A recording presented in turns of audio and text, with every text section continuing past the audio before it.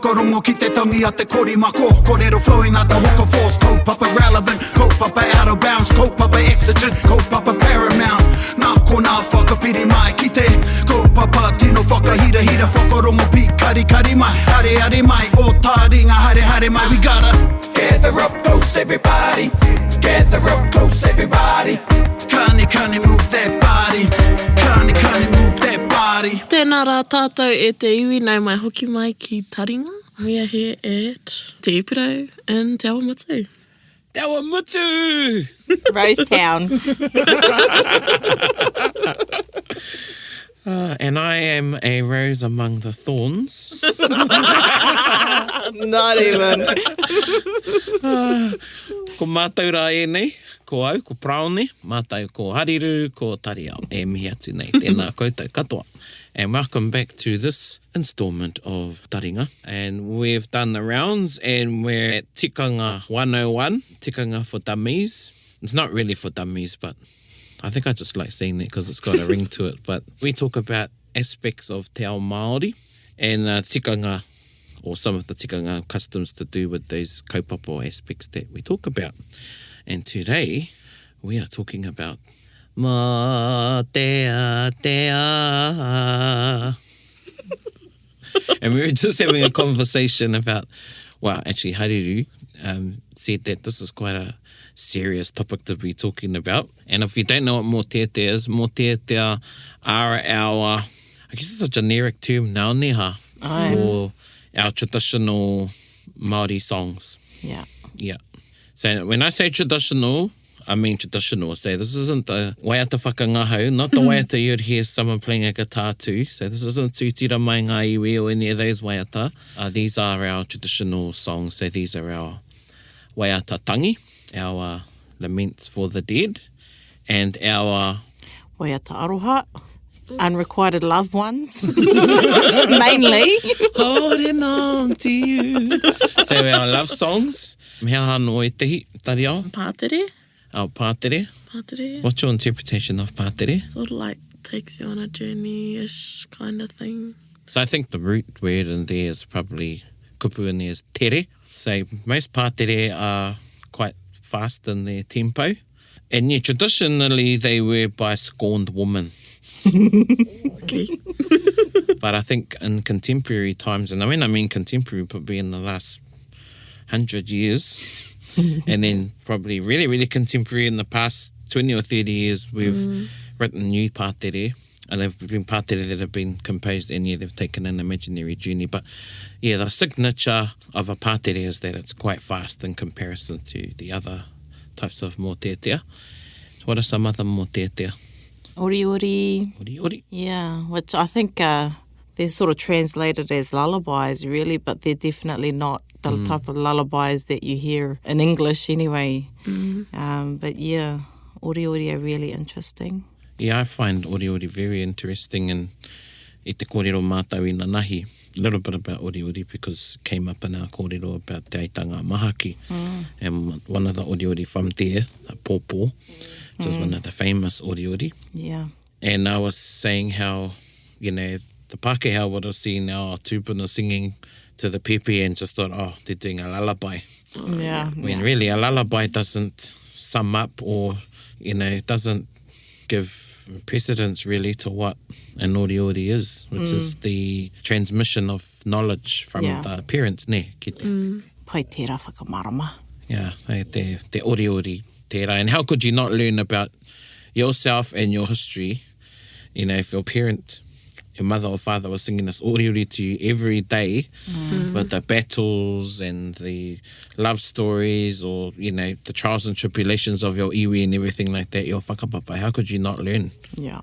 So I think it was a clever way, actually, of teaching the stories.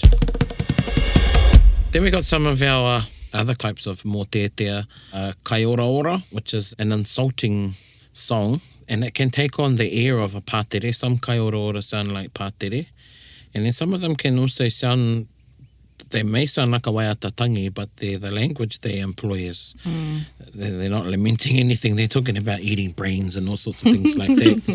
So if you look at key word in there, kai. Yep. Yeah. And ora, alive. So to eat somebody alive. And we know the saying, I roto I te ao Pākehā, grew up with the saying, sticks and stones may break my bones, but names will never hurt me. Well, in Māoridom, saying something derogatory about somebody or defaming somebody is one of the hugest slights on somebody's mana you can do, and particularly if you start talking about eating their body parts. Yeah. So that's your kaioroora. And I know many of the kaioroora that were composed were by women, and a lot of the time they were to invigorate their iwi to exact revenge on whoever performed an ill deed against them. Yeah. And sometimes it was the kaioroora, was the last sort of little nudge that the wife of whoever was killed or murdered, or, you know, could be the mother, that was sort of the last thing, the straw that broke the camel's back. Yeah. Hoi anō rā, koe rā e tehi o nā Mōteatea, or those are some of the traditional waiata. I don't like to say chants.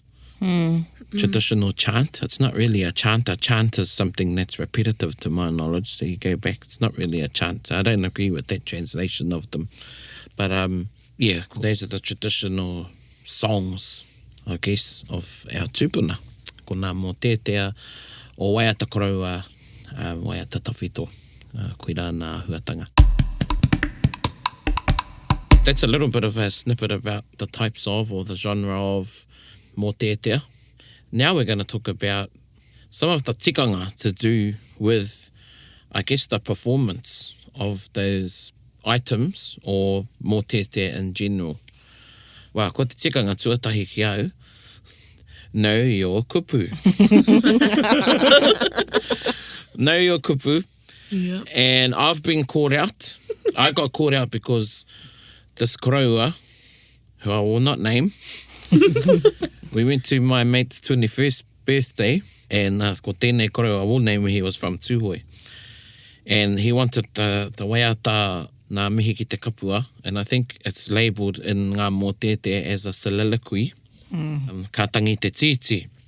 And that's the waiata he wanted.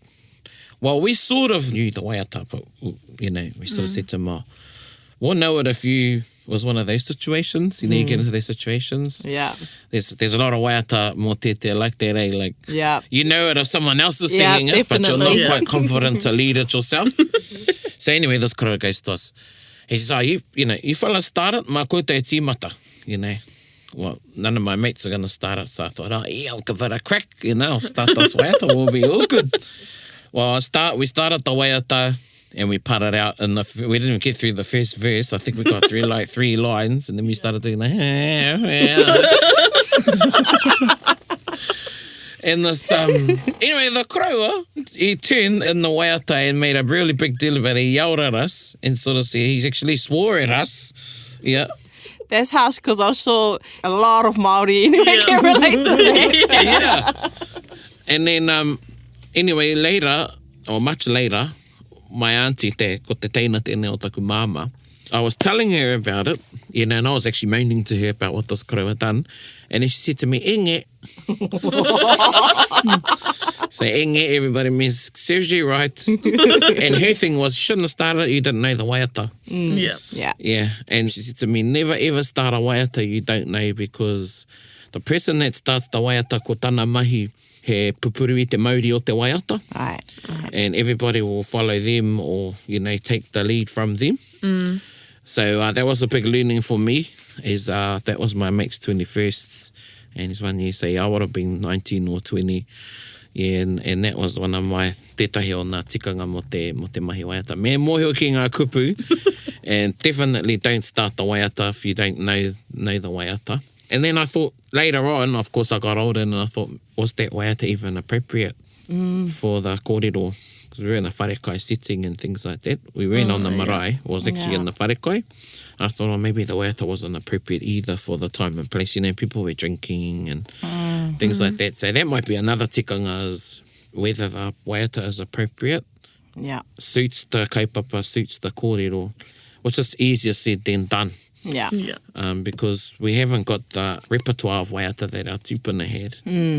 And we've got to remember, they sat around practicing. I remember as a boy, kaumātua doing their waiata practice. They'd be all having a smoke, my nannies. And it wasn't even a practice. It just naturally happened. Someone would start up in Mōteatea, and then they'd all sort of come in, and they'd do it. And then you think someone was asleep, and then you'd see the end of their cigarette thing up.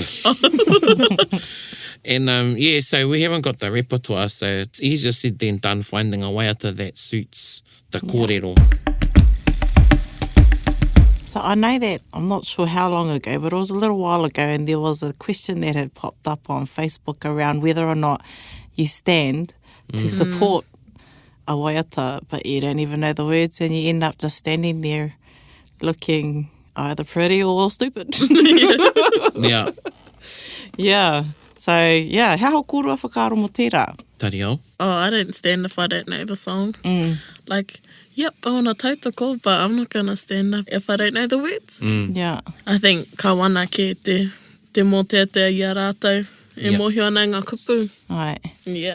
And then on the other hand, you have people that are singing the song, but they're just sitting in their seats singing it. Yeah, hard, So get up.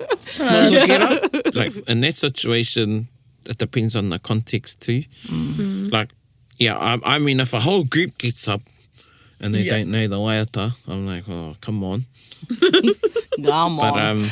I've been one to get up and stand with a kaumātua, but just myself, and I don't know the waiata, but nā runga I taku aroha, I get up and stand next to them, and that's mostly on the marae. Yeah. Hei pautuara. Hei taunaki i a rātou. So I think in sort of different contexts it's okay, but if you're getting up every waiata and you don't know the waiata, that actually peeves me off.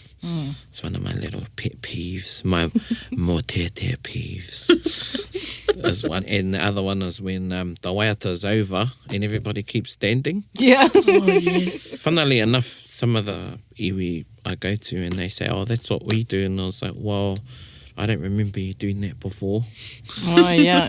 I think it's out of respect for the kai kōrero. Yeah. The problem is, though, some of these kai kōrero, they Go just on keep playing. going. Yeah, they go on and on. Yeah. And then they really look dumb, I think, standing there. Yeah. It's like, it's quite awkward. It can be quite awkward. Yeah.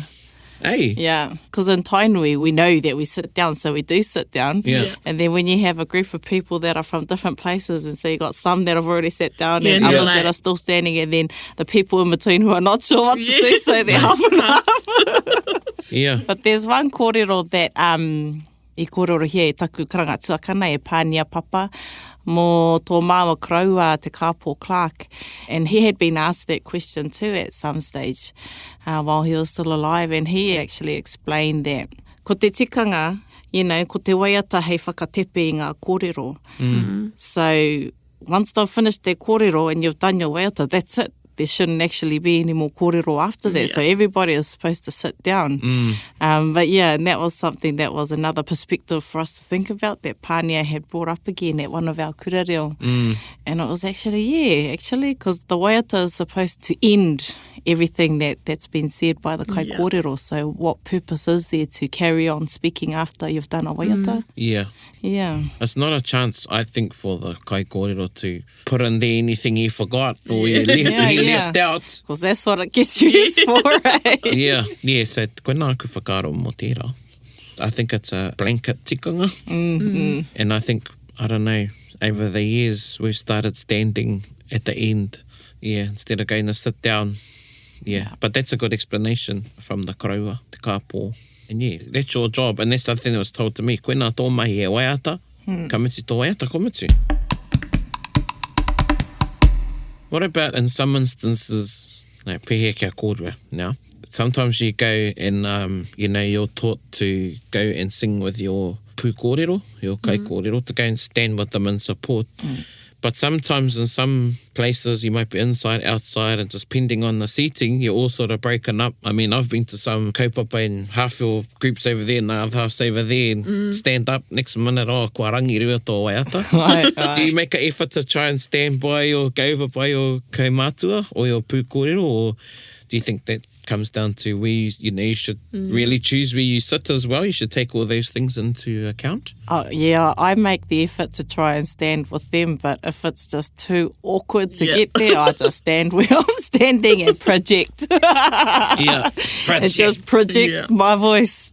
But in saying that too, when you're with a group, and I don't know about this too, and Tariao, you might have some thoughts on this, because I know as tainui, when we go places, to a national kaupapa or whatever, and you can tell that the kai kōrero is starting to wrap up their kōrero. So the groups, all our different kapa start positioning, and then you get a whole lot of people starting to move around in the crowd, getting ready to support this kai kōrero, but it's really distracting. So, what are your thoughts on that? And, I mean, it's good to strategically try and place yourself to support your pū kōrero, but when it's that distracting, is it really worth it? No, I think it's cool that everyone wants to go over, but probably wait till it starts, eh? Wait till the waiata starts and then walk over. And sing a long enough waiata to be able to make it at least halfway through. Sing while you walk, all good. Well, while you're talking on that, the last I te panekiretanga, a few weeks ago, Tariao was there, I'm sure, and Jim was wrapping up he finished his kōrero a bit earlier than his kai tautoko thought he would. And then, I'm not going to name them. One of them, actually. And if she's listening, she'll know who she is. Anyway, so his kai tautoko, she gets up, well, there's both of them. She gets up on the other side and then runs, like literally runs across the whare to start his waiata. Does his waiata, and then when they finish, she runs back. And I thought, I had a word to her later, and I says, next time, start your waiata there, where you are, and walk across as you're singing. Don't run and then start the waiata. And then just sit down there anyway when you're finished. Yeah. Should have just sat down there. I think that's something that I'm at war with, is the crossing across. So, being brought up in Te Arawa, a lot of their pōwhiri or kaupapa are inside the whare. And it's okay for the tangata whenua to cross over. Some of them will come off the paipai and go over and sing the waiata, help the manihiri sing their waiata. Oh, yeah. And then go back. And I remember this one time back here at home, I roto I Tikanga nei, something like that happened at the pā. And one of my aunties went across the marae to help the manihiri sing their waiata. Yeah, and my auntie told her off. Another auntie told her, e peke, e hara tērā I tā tātai tikanga. So, I've sort of held on to that, and now there's some situations where it might be te pō mihi, so after the pōwhiri and everybody is in the whare, and you've had karakia and there's mihi and go around, and I might be sitting on the side of the house where the tangata whenua are, and then someone on the manihiri side starts a song, and someone from my kāhui tangata whenua, they cross the whare nui to support their waiata, and I'm like, I don't think that's, I wouldn't do that. But I think if that was on a marae, he wouldn't cross across the marae to do it, so why would you do it in the whare? That's from the context of the tangata whenua holding onto the mauri of the whare. So, it might be different for someone who's not tangata whenua, but they're sitting on the other side of the whare. So there's all the little things you've got to take into account, eh? Those are the tikanga of Mōteatea. But in saying that, it's like trying to find a balance too for people that are learning. Yeah. For me, it's what's missing in a lot of the learning today is the exposure. So taking people to hui, whether it be, hui, aiwi, koronei hana, even tangihanga out in other iwi, you need to get the experience, and that's for everything. So if you're wondering on what to do's and what not to do's, you got to go to those hui that everybody talks about. Go to the paukai, go to all the kaupapa that are happening at your marae. Absolutely. And I think we provide for you here on Taringa some discussion points perhaps that you can have with your kaumātua. So you might hear some things we talk about, and that's a good opportunity for you to initiate a conversation with the learned ones within your whānau, hapu or iwi. As I've said, we provide snippets on Taringa, and we might expand a bit on some things, but you've got to do a lot of your own research. But another learning I had and one that I always refer to was a tangi. This auntie of mine, we got up to sing this waiata tangi. So this was a lament, and this was at a tangihanga. And as we were singing, we were all facing this way, and my auntie was behind me, and then I just felt her gently, her hands on my hips, and then she just turned me towards the tūpāpaku. And that sort of, I clicked straight away. I was like, oh, we're not singing to one another. And you see that at tangihanga. The tangata whenua gets up and they sing to the manihiri. And the manihiri get up and they sing to the tangata whenua. And when a lot of the time the waiata they are singing are actually waiata tangi, so they're directed at the dead or the bereaved. Yeah. So they should be singing them to the tūpāpaku. Yeah. So, To the whare mate, eh? yeah. Yeah. I think a good thing to do too, as a bit of a tip, is to really try and read. Like if you're maniwhiri and you're a bit unsure on what to do at a marae that's outside of your rohe, you got to read the tangata whenua, watch their body language when you do something, watch their facial expressions when you do something, and you'll get it. But you have to read the people, and also read your own kaumātua that you're with, if you're lucky enough to be with kaumātua. As you were talking, I'm reminded of a kōrero by Koro, well, the late Koro Iwi. He just passed away recently within the past few months. And ko ia te kai kōrero mā tana kuia. And it was this kuia that took him around, or take him as a kai kōrero for her to the various hui and tangi and things like that. But she would always do his waiata. And he got used to that, this kuia doing his waiata. Anyway, they went to this, I'm not sure what it was a hui anyway, and anyway, ka tū te koroua ki te kōrero. And after he had finished his whai kōrero, he waited for his kuia to get up and sing a song. Well, she didn't. And he gave her the look, and she said to him, quite loudly, e noho, So he felt pretty dumb, really, that because she sort of, said that to him publicly, quite loud on the marae. So he went to sit down. Anyway, later he said to her, oh, he hako I ko re waiata I taku waiata. Why didn't you sing my waiata? I was waiting for you. You sing my waiata. And she said to him, he paia ke te waiata kore I tēnā o te waiata take kore. Yeah, so she said, it's better to have no song than a song with no reason, or a reason to sing the song that has no reason for meaning and context of what he said. And I thought that's a really interesting way to look at it, because these days, most of the time, or all the time, you're expected to have a waiata. There've only been maybe one or two occasions where I remember a koroua not having a waiata, and he said quite explicitly why he isn't going to have a waiata. But yeah, I just think, I thought that's an interesting, that was the only time his kuia done that as well. What are your thoughts on waiata hei haukoti te kai kōrero, I ngā kōrero a te kai kōrero? Oh yes, so this is another tikanga. Yep. Hariru's asking about another tikanga, or that's in the arsenal of somebody on a marae that's used when somebody's saying something that's not really agreeable or isn't right, that our kuia or our woman folk will get up and sing a song to sit the speaker down. And hopefully he takes that sign. Some days I'll keep talking. Yeah. Good. I've seen it on Tūranga Waiwai. Yeah. Oh, yeah. Yeah. Yeah, I saw it just recently, actually. Yeah. And it did work. And I've seen it on, we've gone in one of our speakers, and it was our own people that didn't like what he was saying. It was unsuitable. And they've started the waiata. Oh, yeah. Yeah, so, and that's when I think the e hara I te mea come in and things like that. Yeah. Yeah, because those are the ones that I've seen too. It was either māwaira or e hara I te mea. Yeah. And then, the women start singing, and if they don't sit down, then the men come in and remove the speaker.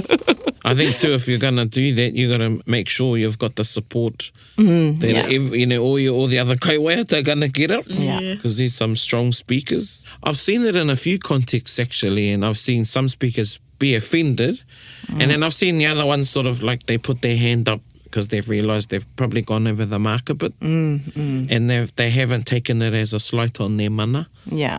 But rather just a little nudge to, okay, ka nui tēnā, that's enough. Right. Yeah. I've seen that it was at Te Tangi of Niwa, so Wharehuia Mulroy, his wife. And I think it was because the speaker on the whakaue side, and blessings to you, kōrero, kua ngaro koe, but I think because he was deaf, he didn't hear that they were sticking down their koha, and he got up to cut the speeches off and tell them, ka nui tēnā, because there's been quite a lot of speakers and it was getting dark. And there was a bit of confusion there on his behalf, and then Tūhoi got confused. They had come on and they had a tangi, so they had arrived not when the sun was going down, but it was getting late. And their speaker went to put the koha down, didn't get an opportunity to put the koha down because he'd got told that that was enough. So all of their people got up and they done a manawa wera. Okay. Yeah, anyway, the poor Kraua on the tangata whenua side, on the Te Arawa side, he didn't know what was going on because he sort of missed everything. So I did feel sorry for him. But anyway, everybody ended up having a big hariru afterwards. But I think in those situations you see some of the beauty I roto i te ao Māori and our way of doing things, and the big part that waiata play in that I roto i a tātou tikanga. One thing that I've seen now is over the years, we've got more and more people that have been involved in kapahaka, and you see that on the marae. Oh, yes, a kapahaka performance on the marae, So, as opposed to a Mōteatea. Yes. Yeah. I think as a group, if you're on the stage, is finding that balance. I think you're performing the item, but you should still maintain the decorum of what a Mōteatea would be on the marae, I believe. And vice versa. If you're going to perform on the marae, don't make it a big matatini deal, I should say. And I remember it was panekiretanga again, and some got cussed by Professor Pou Tēmara for their waiata that they done, and he said, oh, this isn't te matatini. So, how whakaro mo I rā huatanga? I think in a marae context, you really have to be a lot more authentic as opposed to doing a performance to appease some particular judge or the audience or the kapa. But yeah, there needs to be a lot more authenticity. So, like, for example, it's interesting to see real introverts be highly extrovert in their performance, but actually the way they might mourn is really highly introverted, and they probably wouldn't do hard out pukana and project their voice and actions and galore and all that kind of stuff, but actually they would probably, in their true self, stand there quite still with a quiet mourning inside of themselves while singing their waiata. And of course that should be shown on the matatini stage too, but because of the nature of the beast, you do have to project a lot more. Yeah, but there is a balance. It's a real balancing act. Because it's koinei. It's being authentic and just letting your emotions go completely. Yeah. I think the marae. Like, on the stage, but you're wanting to get those points, on stage. Yeah. That's the biggest thing. Yeah. You're like, I want those points. I want the 100 marks, but the marae, it's a different ball game. Yeah. I think in particular for waiata tangi at a tangihanga, you have to remember about the kaupapa of the tangihanga, which is the tūpāpaku and the whānau pani. So you're singing to them, like Paraone said earlier in our discussion, about even the way you're facing somebody, and then you're crying with them. Giving your condolences to them. So you don't want to be hard out angry guy. Angry guy in your expression, unless of course that is how you are feeling and that's the type of personality you have, and they know that.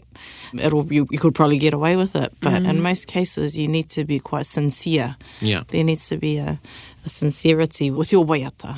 Expression. With your expression, When you're talking about waiata tangi and a tangihanga, from the perspective of someone who, various times sits through as a tangata whenua or purutanga mauri o te paipai, I try over the duration of the tangihanga to sing a collection of waiata tangi. And that's not only because I want to practice those waiata, but because I give more emotion Yeah, yeah. You know, in a variety of waiata, instead of singing the same one every manihiri, I'm not going to give that same, it's not going to come out naturally. Yeah. So if I was to sing e pātoa hau 10 times a day, my 10th e pātoa hau is going to be nothing like the first one. So when you're talking about, we were talking about the authenticity, being genuine in your expression of your grief and trying to feel he wairua I roto I te tangihanga.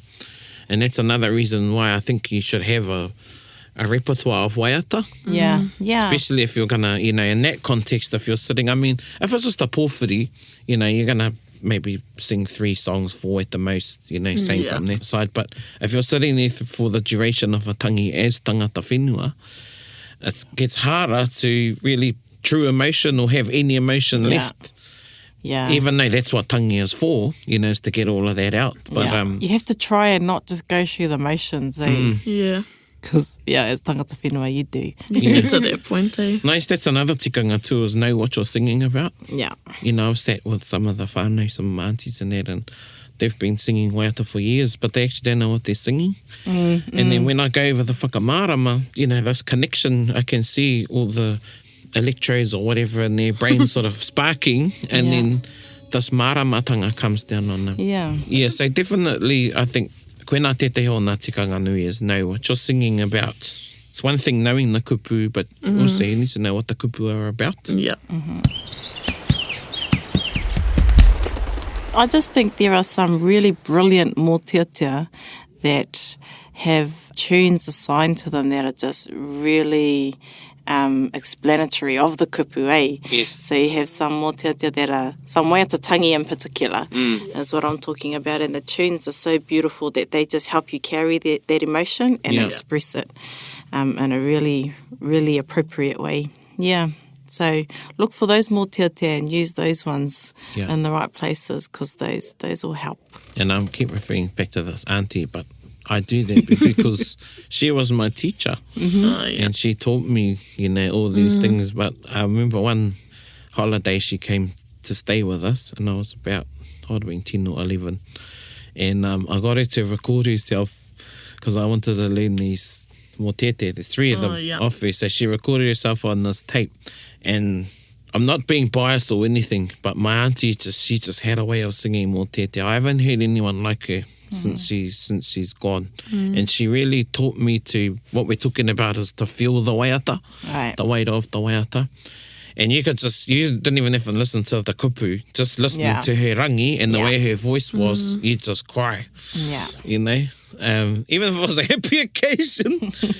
And even her body language and everything, she just was the waiata. She embodied the waiata. Anyway, I remember she came back and the holidays, and I had the tape.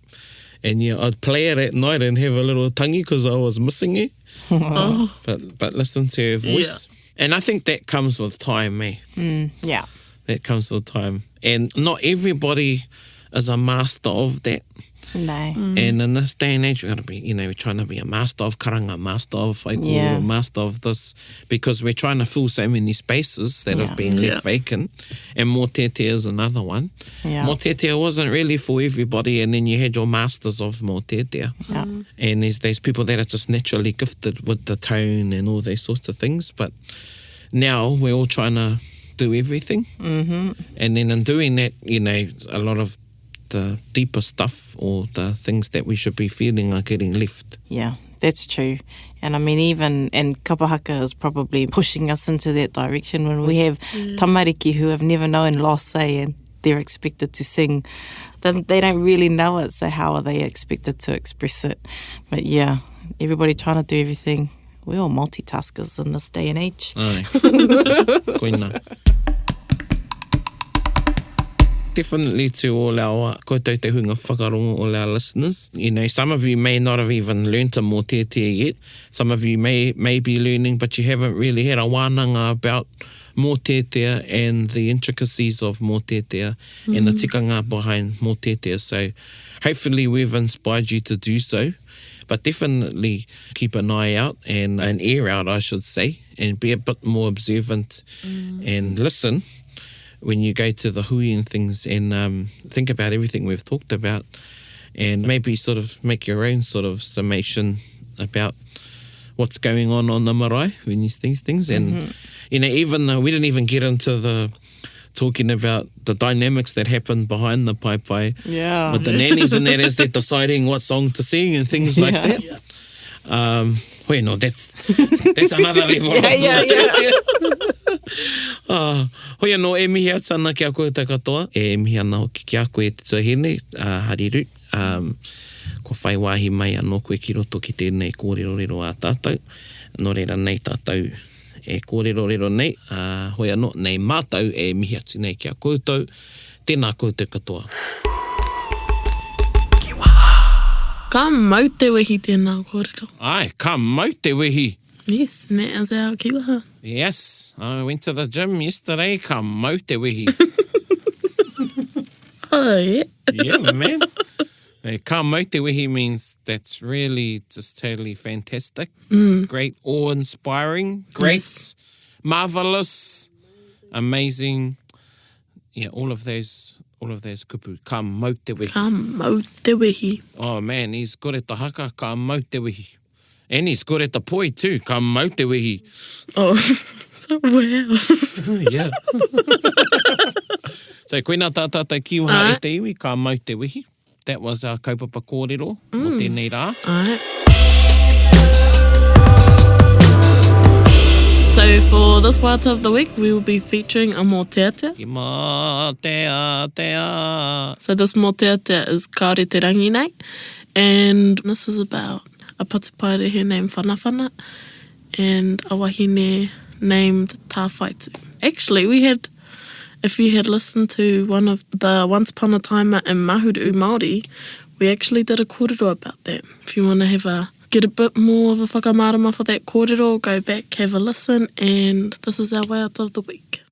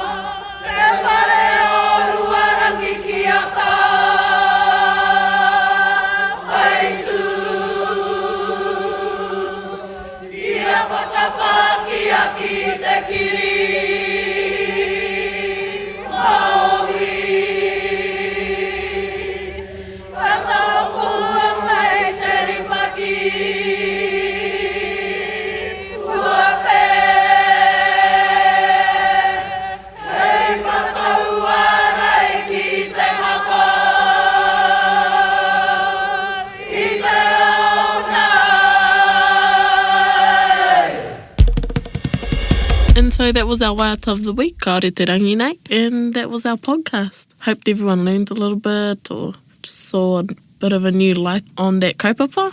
Yeah. Always find that kōrero interesting about the patupaerehe. We've had quite a lot of discussion about patupaerehe. Yeah. Yes. But particularly that waiata, because nā te patupaerehe waiata. And it was a bit of a change having a Mōteatea as our waiata, but it'd be good for our listeners to hear koutou, whakarongo mai ana, a te Mōteatea as a waiata tautoko, I guess, in support of our kaupapa kōrero today, which was Mōteatea. Hoi anō, e mihi atu ana kia koutou katoa, ko māua tēnei ko Tariao, e mihi atu ana, tēnā koutou, hei kona mai. Tēnā rā tātou.